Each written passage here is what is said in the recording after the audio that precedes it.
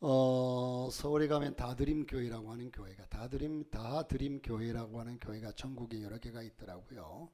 그런데 서울에 다드림교회가 있는데 그 교회 목사님이 김병년 목사님이란 분이 목회를 하십니다. 그런데 이분이 교회를 개척하자마자 사모님이 식물인간이 되셔서 사모님을 뒷수발하시고 자녀들을 공부시키시면서 그러면서 목회를 하시려니 얼마나 힘들겠습니까? 그 목사님께서 그 어려운 가운데 이젠 글을 쓰시면서 이젠 쓴 글귀 하나가 우리를 다시 한번 생각해 보게 하는데 뭐라고 했느냐 하면 성경에는 생각보다 감사라는 말이 적다. 성경에는 생각보다 감사라는 말이 적다고 했어요. 그리고 이 목사님이 고백하기를 아내가 아프면서 나를 괴롭히는 몇몇 단어들, 몇몇 얘기들이 있었는데 그 얘기들은 내 삶이 고달프고 아내도 아프고 힘들고 어려운 가운데 누군가가 나를 보고 감사하라, 기뻐해라, 하나님의 뜻이 있다, 이런 말들을 들을 때에 참 마음이 아프고 괴롭더라는 겁니다. 그래야 될 줄 알면서도 내 상황이 지금 너무 극악하고 힘들어서 아파하는데 누군가가 또 와서 감사하라고 하니까 마음이 더 아프다라는 거죠. 이 말들은 감사나 기뻐하는 것인 하나님의 뜻이나 이 모든 것이 성경에 나오는 말들이지만 힘들고 어려울 때 하나님의 뜻을 믿음으로 고난을 이긴 경우들이 참 많습니다. 그러나 하나님의 뜻이 깨달아질 때까지, 그 하나님의 사랑이 느껴질 때까지 하나님의 뜻을 몰라서 혼돈 상태로 살아가는 순간에도 감사라고 하는 이유를 모르겠다는 거죠.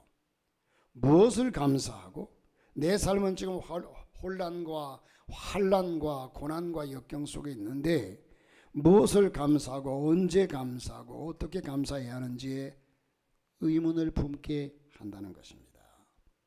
그래서 의심의 눈초리를 가지고 성경을 읽기 시작했다는 겁니다. 성경 곳곳을 뒤진 뒤에서야 그의 마음에는 안도감이 몰려오는데 역시 우리 하나님이시다, 하나님은 우리 하나님이시다 라는 생각이 들었다는 겁니다. 왜냐하면 오늘 좀 말씀이 역설적인 것 같지만 잘 들어보십시오. 성경에는 감사를 언급하는 부분들이, 본문들이 생각보다 많지 않더라는 겁니다. 성경에는 감사라고 하는 얘기가 지금까지 목사님들이 가르치고 배우고 느끼고 아는 것보다 오히려 더 적더라는 겁니다. 예를 들면 고통당할 때 욥이라고 하는 사람은, 그 믿음 좋은 욥은 감사라는 말을 한마디도 한 적이 없다고 해요. 우리가 믿음에 좋은 사람 대표 중에 한 사람이 욥이라고 하는데 잠언서를 보더라도 놀랍게도 그곳에는 감사라는 말이 한 번 나오고 예수님이 말씀하신 참으로 산상보훈, 아주 귀하신 교훈, 이 산상보훈이 마태복음 5장 6장 7장인데 이 말씀이 그렇게 귀한 말씀에도 기뻐하라는 말씀보다 애통하라는 말씀이 더 먼저 나오더라는 겁니다. 우리는 감사라는 권면이 홍수 속에 살고 있습니다. 감사해라, 감사해라. 감사라는 단어의 홍수 속에 살아가고 있어요. 그러나 이런 권면은 슬퍼할 시간을 가로막고 아픈 통증을 못 느끼지 못하도록 강제하는 그런 도구가 될 때에 그 감사는 위선이고, 정말 진실한 마음으로 그 중에서도 감사합니다 한다면 몰라도 억지로 감사하는 것은 위선이고 인간성을 파괴하고 인간의 감정을 왜곡시킨다는 겁니다. 여러분, 우리가 감사할 수 있는 데까지는요, 삶의 아픔을 치유할 시간이 필요하다는 겁니다. 진정한 하나님께 감동해서 감사할 수 있는 시간까지는 마음의 아픔을 치유할 그 시간이, 공간이, 치유할 그 여유가 있어야 한다는 겁니다. 신학의 시간이 지나고 나면 평소에 보이지 않던 것들이 보이기 시작하고 그것이 얼마나 소중한지를 알게 된다고 하죠. 그때 진정한 감사를 드릴 수 있다는 겁니다. 그러나 그 시간까지 그냥 둬라. 좀 울게 버려둬라. 좀 울 수 있도록 버려둬라. 이렇게 김병년 목사님은 말씀을 하고 있어요. 식물인간이 다 된 아내 병 수발하고 자녀를 공부시키고 목회도 해보니 쉽게 감사만 하라고 해서는 안 된다는 것을 깨달은 겁니다. 스스로 본인이 깨닫고 감사하기까지 기다려라 하는 거죠. 목사님의 고백을 보면 오늘 이 말씀을 먼저 드리고서 제가 감사에 대해 설교를 하려고 보니까 다음 주 특별히 맥주 감사절에 설교를 준비하려고 보니까 어떻게 설교를 해야 하나 하는 생각도 듭니다. 좀 울게 내버려 둬라. 여러분도 함께 이 말씀에 이해가 될 줄 압니다. 동감할 줄 압니다. 어떻게 감사라고 쉽게 설교한단 말이냐. 그동안 여러분 감사절 설교를 할 때마다 감사신앙을 강조하다 보니까 어려운 형편의 성도들에게 감사라고 강요한 것은 아닌가 이런 생각도 들지요. 분명히 깨달아지는 것은 힘들고 괴로운 이들에게 감사라고 강요해서는 안 된다는 것이고 감사하지 못하는 이들에게 믿음이 없다고 정죄해서도 안 된다는 겁니다. 우리는 쉽게 어려움을 당해서 이젠 감사하지 못하고 있는 저들을 향해서 참 믿음이 없다고 정죄하기도 합니다.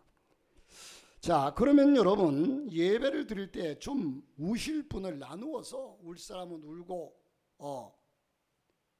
그렇죠. 감사 얘기를 하는데 내 사정은 너무나 억울하고 힘들고 지치고 한데 감사 얘기가 나오면 하나님 나들 어떡하라고 하십니까 하고 가슴을 치며 울 사람도 있겠죠.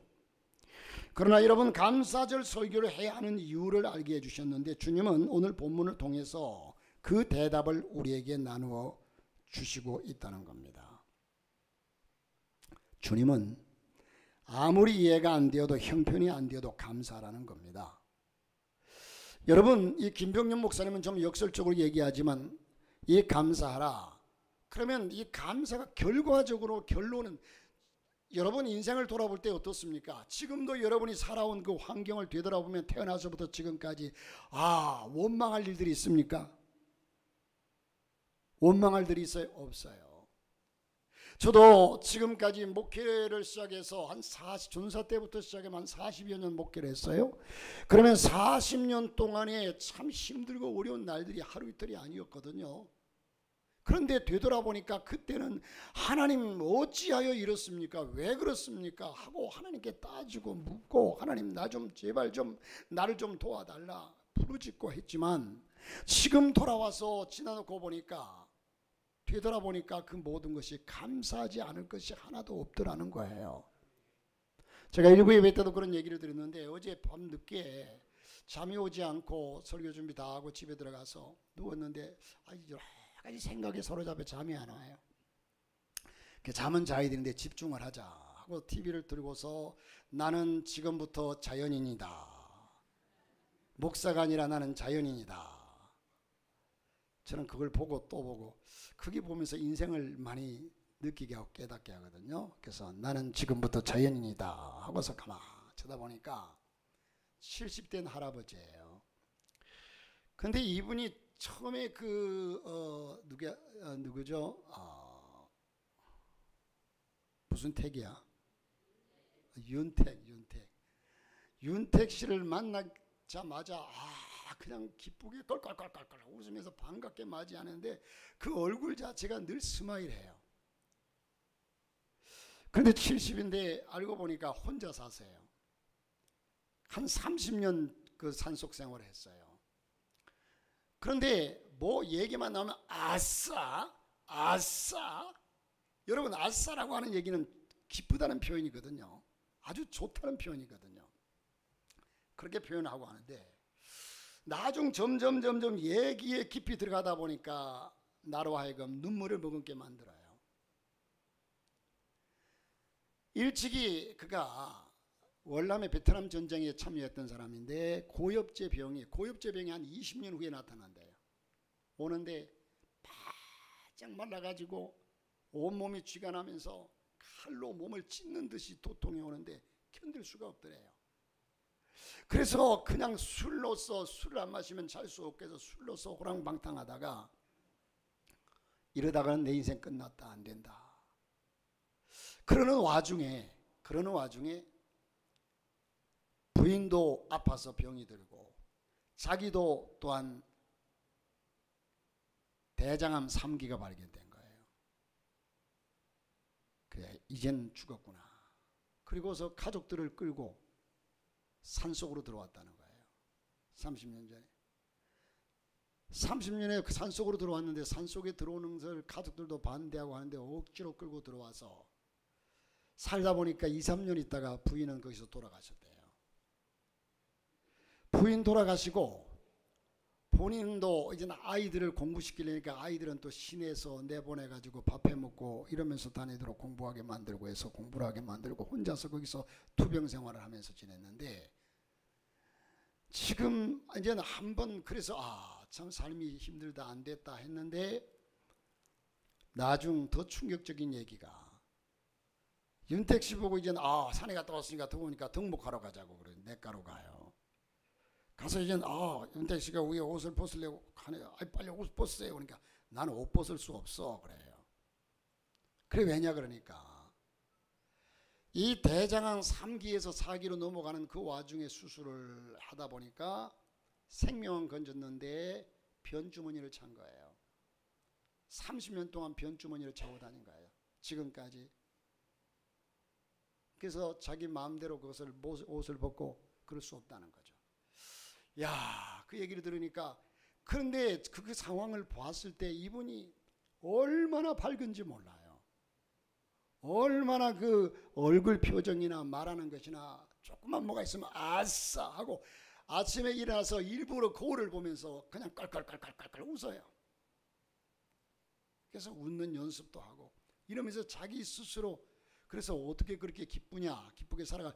내가 안 기쁘면 어떻게 이 산속에서 혼자 이렇게 살아갈 수 있겠느냐.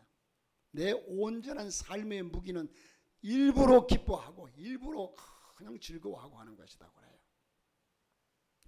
제가 봐도 그가 살아갈 수 있는 힘이 바로 거기 있더라고요. 그러면서 누구보다도 행복하대요. 본인은 누구보다도. 그 처지와 환경을 보면 누구보다도 불행한데도 불구하고 자, 여러분 주님은 아무리 이해가 안 되어도 형편이 안 되어도 감사라는 거죠. 감사의 삶은 율법의 짐이 아니라 천국의 삶을 살게 하는 열쇠라는 겁니다. 예수님께서 10명의 나병 환자를 고쳐주셨습니다. 너무나 잘하는 얘기입니다. 그런데 감사한 한 사람은 그 중에 한 사람, 그것도 이방인으로서 사마리아 사람, 천대받는 사람 중에 한 사람인 사마리아 사람이었습니다. 예수님은 대단히 서운하셨습니다. 누가복음 17장 17절부터 18절 보니까 예수께서 대답하여 이르시되 10사람이 다 깨끗함을 받지 아니하였느냐? 그 9은 어디 있느냐? 이 이방인 외에는 하나님께 영광을 돌리러 올 자가 없느냐? 하시는데 이 말씀이 통계를 말하는 것은 아니지만 엄청난 은혜를 받고도 감사한 사람은 열에 하나밖에 없다는 거죠. 그 말은 우리가 고난이 커서 감사하지 못하는 것이 아니라 받은 은혜는 큰데도 감사하지 못하고 산다는 겁니다. 여러분 우리가 그래서 오늘 주보에 보면 감사는 발견하는 것이라고 내가 써놨는데 여러분 저와 여러분이 감사거리를 발견을 못해서 감사 못하지 감사거리가 없어서 감사 못하는 거 아니에요. 우리의 삶의 어려움과 고난과 이 역경은 너무 잘 발견합니다. 그러나 감사거리를 발견하지 못해요. 왜냐하면 우리의 본능이 악하기 때문에 그래요. 우리의 본능이 선하다면 감사거리를 먼저 찾아보겠죠. 여러분 감사지로는 놀라운 영적 비밀이 담겨 있습니다. 사람 간의 관계도 그래요. 일부 예배 때 우리 유진 양에게 그런 얘기를 했는데 여러분 젊은이들은 요즘 가서 밥을 먹으면 무엇부터 하죠? 음식이 딱 차려지면 뭐부터 해요? 예? 사진 찍지? 자, 그럼 은총이 사진 많이 찍어봤지? 뭐하러 찍어? 추억하려고. 그 젊은이들의 생각이 다 똑같네. 기억하려고. 그냥 일기처럼 그렇게 두고 나 언제 이거 먹었어. 또 찍는 이유가 또 있을 것 같은데. 예? SNS에 올리려고. 그거는 뭐냐? 자랑하려고. 나 오늘 이거 먹었어. 알아? 이래봐도 내가 이런 사람이야. 오늘 내가 누구하고 비싼 거 먹었어. 그냥 자랑하려고. 그런데 또 한 가지가 있다면, 그 사진을 찍어가지고 그러면 내가 사진첩에 저장을 하고 또 SNS에 올려서 많은 사람들이 공유하고 또 하는 데 쓴다면 어디에 쓰겠어요? 여러분, 그러니까 안 돼. 그러니까 안 돼. 그 사진을 그 다음 날이나 다시 밥 사준 사람한테 보내. 아무리 생각해도 너무 고맙다고, 잘 먹었다고. 밥 사준 사람이 기분이 좋을까? 에? 그러면 밥 사준 사람이 다음에 또 사주고 싶어요. 이게 감사예요. 아니, 자기 혼자 그 얻어먹고서 좋아가지고, 이게 감사예요. 사진 찍어가지고 기록에 남겨서 뭐 하려고? 자식들한테 나 옛날 이런 거 먹고 살았다? 다른 사람이 그거 보고서 야, 너 참 맛있는 거 먹었겠구나. 그 별거 아니에요. 자, 여러분, 감사하는 사람에게 더 큰 감사거리가 다가옵니다. 할렐루야. 더 큰 감사거리가 다가와요. 자, 여러분, 이 감사절은 삶의 마지막 날 천국 잔치에 들어갈 예행 연습입니다. 우리가 본능적으로 감사할 수 있는 사람이 천국 가서도 자연스럽게 살 수 있지, 억지로 위선으로 감사하는 사람은 천국 가가지고는 못 살아요. 여러분은 마지막 순간 무엇이라고 고백하시겠습니까? 여러분의 삶이 힘들고 어려운 삶을 살다가 죽는 그날에 주님 앞에 뭐라고, 하나님 어찌 그리도 무심하십니까? 내가 70평생을 사는 동안에 나를 한 번이라도 하나님 형통한 길로 인도한 적이 있습니까? 원망하며 돌아가시겠습니까? 내가 그 고난 속에 살아왔을지라도 죽음 마지막에 하늘을 향해서 주님 감사합니다. 할렐루야. 그렇게 영원히 감사하며 사는 겁니다. 대부분의 사람들이 인생 마지막에 후회만 남고 한이 남고 부끄러움만 남고 두려움과 악만 남습니다. 그래서 어떤 이는 이를 부들부들 갈다가 그냥 눈을 허연 동자를 내놓고 뜬 채로 죽은 사람도 많이 봤어요. 그런데 우리는 정말 그 마음에 평안히 잠자는 그 모습 속에서 주님 감사합니다. 인생을 마무리한다는 것은 엄청난 복입니다. 그런데 인생의 마지막 죽는 순간에 감사하다고 하는 얘기가 평소에 내 마음속에 감사로 다져지고 감사로 심겨진 사람이 감사할 수 있는 것이지, 평소에 불평하고 원망하고 짜증내고 그렇게 욕망을 가지고 살던 사람이 죽는 순간에 감사하다고 얘기할 수 있겠어요? 그럴 수가 없어요. 사랑하는 성도 여러분, 주님 감사합니다 하고 인생을 마무리한다는 것은 엄청난 축복인 줄 믿습니다. 아무나 할 수 있는 것이 아닙니다. 예수 그리스도 안에서 우리에게 허락된 복입니다. 그런데 누가 감사하는 자입니까? 은혜를 많이 받은 자입니까? 아닙니다. 은혜를 엄청나게 받고도 감사하지 못하는 자가 대부분입니다. 심지어 오히려 불평 불만인 자가 많습니다. 이스라엘 백성들이 그랬습니다. 그들은 놀라운 구원을 받고도 불평 불만하다가 광야에서 다 죽었습니다. 모세가 가나안 땅에 들어가기 전에 이스라엘 백성들에게 선포했습니다. 여러분, 지금 뭐가 내가 잘 나간다고 해서 잘 나가는 것이 아니라 우리 인생의 마지막에 가서 하나님의 역사가 나타나야 그가 바로 산 인생입니다. 여러분, 요나가 지금 하나님께서 너 니느웨에 가서 복음을 전하라고 얘기합니다. 이 요나는 니느웨 가기 싫었습니다. 요파 항구에 가서 배를 타야 되는데 요파 항구로 내려가니까 마침내 그 반대 방향인 다시스로 가는 배가 있더라. 다시스로 가는 배를 탔어요. 그 마음속에 위안을 받았어요. 자, 2층에도 주목하세요. 예배하러 왔으면 주목해요. 지금 여기서는 다 보이는데 딴짓을 하고 있는 사람들이 보이면 딱 신경이 거슬려가지고 설교가 안 돼요. 하나님께 예배하러 왔잖아요. 아멘. 예. 예배하러 왔으면 예배 드려야 돼요.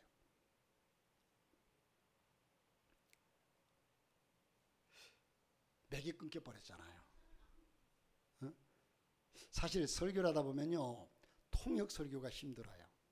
왜냐하면 내 그 맥을 이어서 설교를 쫙 해나가야 되는데 하고 내가 설교한 것보다도 나는 한마디 하는데 통역은 두 마디 세 마디 통역을 해요. 그러면 또 그 감정이 끊겨버려요. 참 통역 설교. 그래서 일본 가서는 그냥 제가 그냥 해대니까 자, 어쨌든 그래요. 내가 무슨 얘기를 했는지도. 자, 감사하는 자가 되자는 거예요. 은혜를 많이 받은 자입니까? 은혜를 많이 받은 자만이 꼭 감사한. 이스라엘 백성들 여러분 보세요. 이젠 다 죽었습니다. 그 큰 은혜를 받은 사람. 모세가 가나안 땅에 들어가기 전에 이스라엘 백성들에게 선포했습니다. 신명기 2장 4절 말씀에 내 하나님 여호와께서 내가 하는 모든 일에 복을 주시고 내가 이 큰 광야에 두루다님을 알고 내 하나님 여호와께서 이 40년 동안을 너와 함께 하셨으므로 내게 부족함이 없었느니라. 여러분 40년을 광야에서 살았는데 부족함이 없었다는 말이 이해가 됩니까? 여러분 광야를 가보시면요, 광야는 참 척박한 땅입니다. 풀도 별로 없어요. 거의 없어요. 마실 물도 없어요. 너무너무 힘든 곳이에요. 낮에는 햇빛이 35도 40도로 올라가요. 그늘도 없어요. 이스라엘 백성들이 광야에서 늘 불평을 원망했습니다. 그것이 더 설득력이 있는 반응입니다. 이스라엘이 광야에서 부족함이 없이 지냈다고 말하는 모세가 오히려 이상한 사람이죠. 그러면 모세는 어째서 그렇게 말한 것입니까?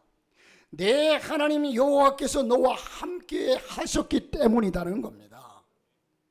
여러분, 저와 여러분의 삶이 아무리 힘이 들고 어려워도 주님이 나와 함께 계시는 삶이 형통한 삶이고 복된 삶이고 은혜로운 삶이라는 겁니다. 예수 없는 천당은 내가 원치 않고요, 예수 있는 지옥도 나는 싫지 않아요.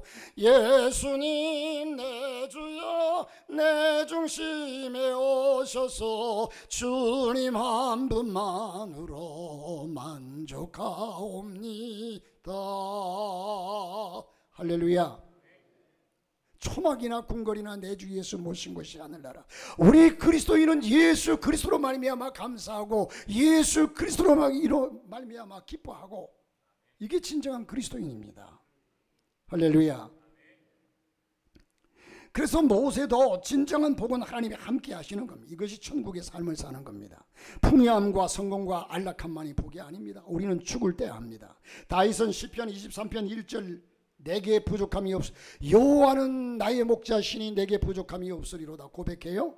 그의 환경 여건이 좋아서 부족함이 없었던, 여러분 이 다윗이 지금 왕이었기 때문에 그렇게 그냥 부귀영화 누릴 때 이 시를 쓴 줄 아십니까? 아닙니다. 왕이 되기 전에 그가 사울 왕에게 쫓겨다니면서 죽음의 위협을 맛보고 숱한 고난을 겪는 가운데 그는 이 시를 썼어요. 그의 환경 여건이 좋아서 부족했던 것이 없어서가 아닙니다. 그는 사망의 엄청난 골짜기로 다녔고 원수의 목전에서 도망다녔습니다. 그럼에도 불구하고 그가 부족함이 없었던 것은 항상 동행하시는 하나님 때문이었습니다. 여호와는 나의 목자시니 주께서 나와 함께 하심이라. 내 평생의 선하심과 인자하심이 반드시 나를 따르리니.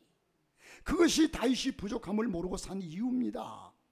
물질이 풍성해서 건강해서 명예와 부귀가 있어서 내 삶이 형통해서 부족함이 없어서 그래서 그는 하나님 앞에 감사하다고 한 것이 아니라 내 상황이 어찌하든 간에 그래도 내 하나님께서 나를 버리지 아니하시고 나와 함께 하시니 그 하나님께 감사할 뿐이다. 여러분, 우리의 모든 감사가 여호와로 인하여 그리스도로 인하여 하나님으로 인하여 감사할 수 있어야 되는 겁니다. 바로 그것은 내게 베푸신 구원으로 인하여 나 같은 죄인 살리신, 몇 번 말씀드리지만 여러분, 나 같은 죄인 살리신이라는 그 말씀의 의미가 뭡니까? 세상에 버르지 맛도 못하고 때로는 참으로 세상에서 죄인 중에 괴수요, 참으로 사도 바울이 고백한 것처럼 이런 나 같은 죄인을 구원하신 하나님.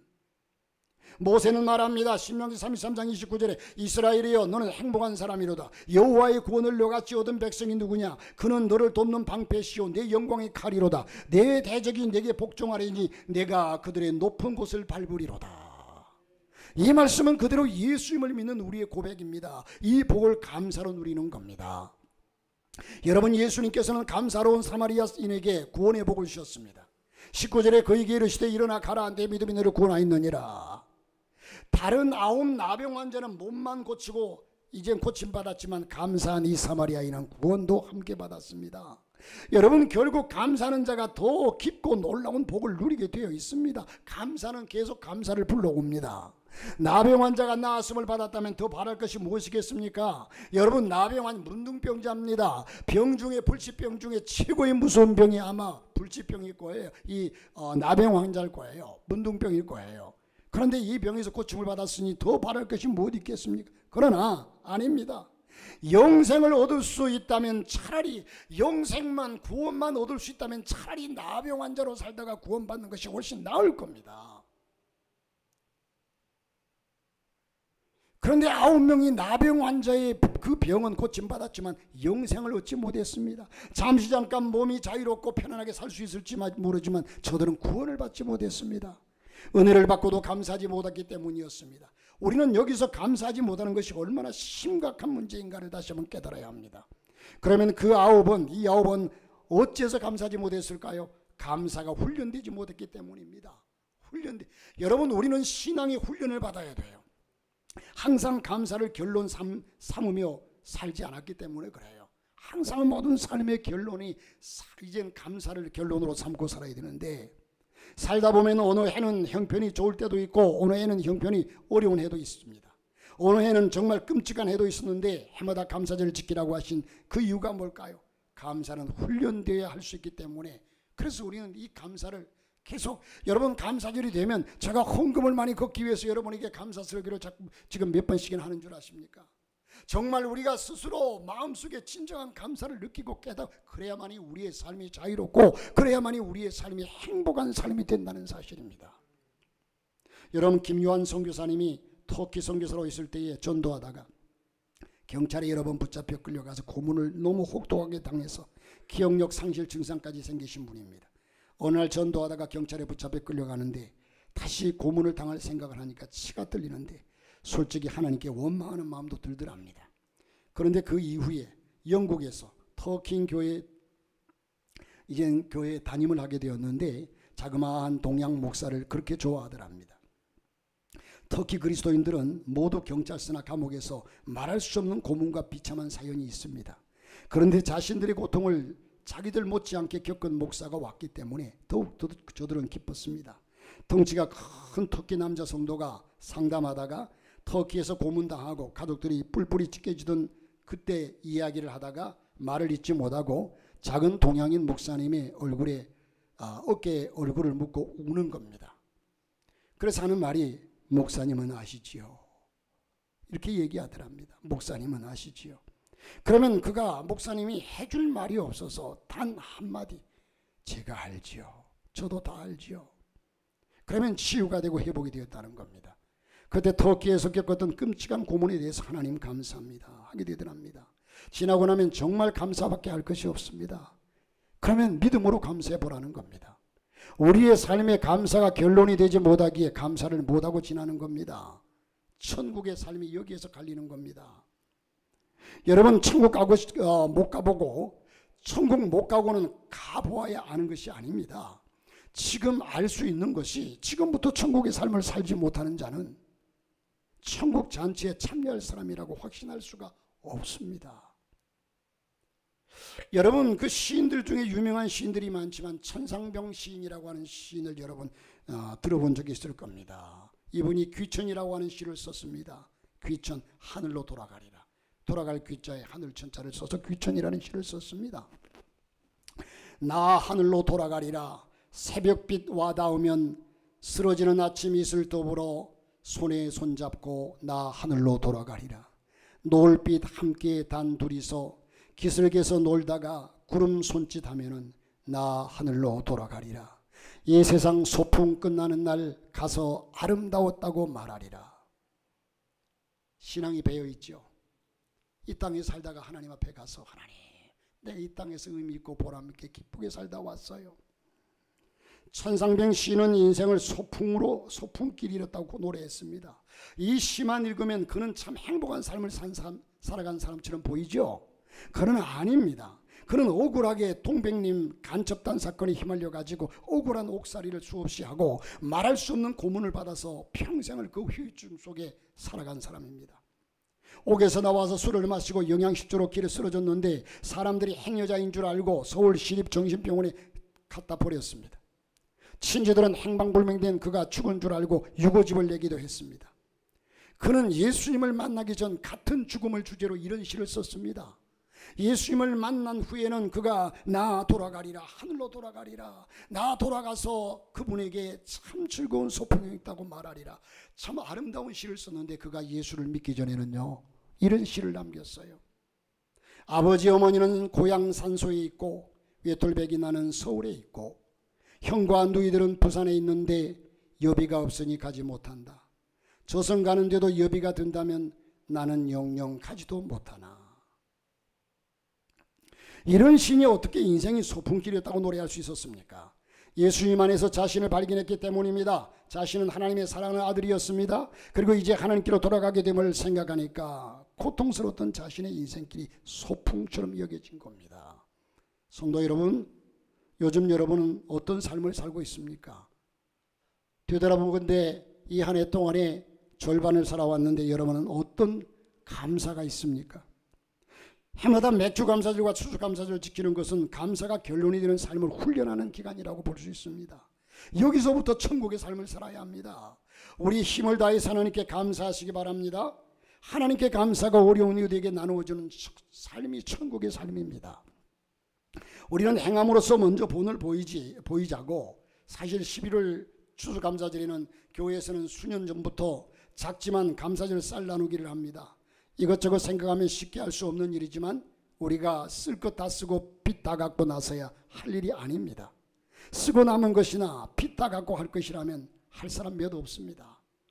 지금부터 해야 합니다. 하고 나면 은혜로운 빚은 갚아질 것을 믿고 저는 성도들의 삶에 복이 될 것을 나는 확신합니다. 여러분, 사람은 누구나 감사를 자신이 느끼고 깨달은 분량만큼 하게 돼 있어요. 정말로 감사하다고 깨달으면 감사합니다, 감사합니다. 그러나 내가 감사의 분량을 느끼지 못하면 감사를 별로 못하겠죠. 우리는 제대로 된 감사헌금도 준비하고 하나님 앞에 제대로 감사를 지키고 하나님께 드리자는 겁니다. 하나님이 주신 것으로 가장 귀하게 사용하는 것은 하나님을 기쁘게 해드리고 또한 이웃에게 베푸는 겁니다. 여러분, 우리나라에 처음 들어와서 복음을 전하신 언더우드 목사님, 장로교회 언더우드 목사님의 선교사님의 기도문이 있습니다. 이 언더우드 목사님 선교사님의 기도문을 한번 들어보십시오. 걸을 수만 있다면 나는 더 큰 복을 바라지 않겠습니다. 내가 일어설 수만 있다면 나는 더 큰 복을 바라지 않겠습니다. 내가 들을 수만 있다면 나는 더 큰 복을 바라지 않겠습니다. 말할 수만 있다면 나는 더 큰 복을 바라지 않겠습니다. 두 눈으로 볼 수만 있다면 나는 더 큰 복을 바라지 않겠습니다. 내가 살 수만 있다면 더 큰 복을 바라지 않겠습니다. 자, 여러분, 오늘 이 순간에도 몸이 불편해서 볼 수 없는 사람, 들을 수 없는 사람, 일어설 수 없는 사람, 걸을 수 없는 사람, 이런 수많은 사람들이 드리는 기도의 내용이 이런 기도입니다. 이런 사람들이 수없이 우리 주변에 지금 많아요. 하나님께 기도하기를, 하나님, 내가 일어설 수만 있다면 더 큰 복은 바라지 않겠습니다. 내가 내 발로 걸어서 화장실만 갈 수 있다면 더 큰 복을 바라지 않겠습니다.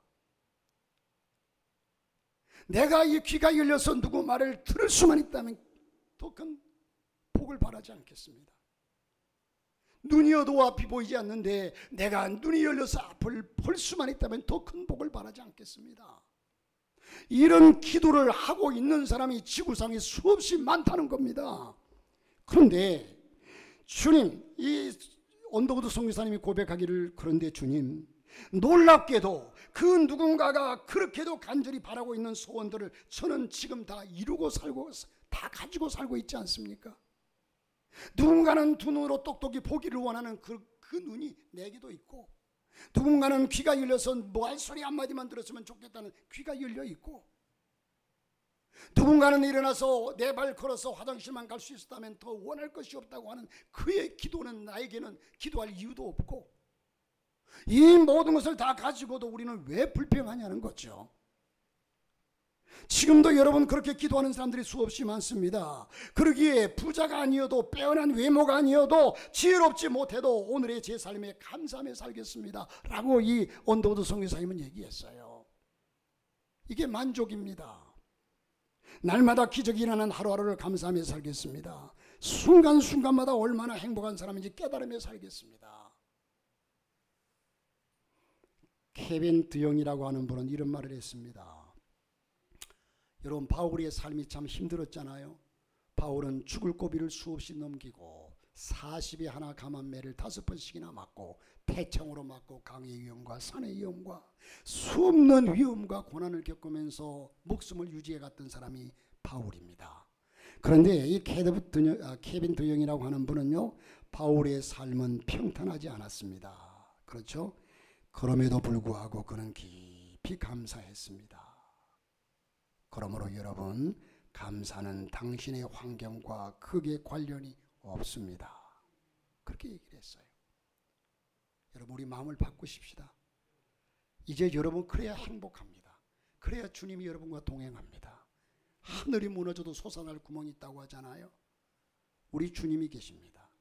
우리는 주님 한 분만으로, 정말 주님이 내게 계심으로 감사하고 만족할 수 있다는 신앙으로 살면 불평할 게 없어요.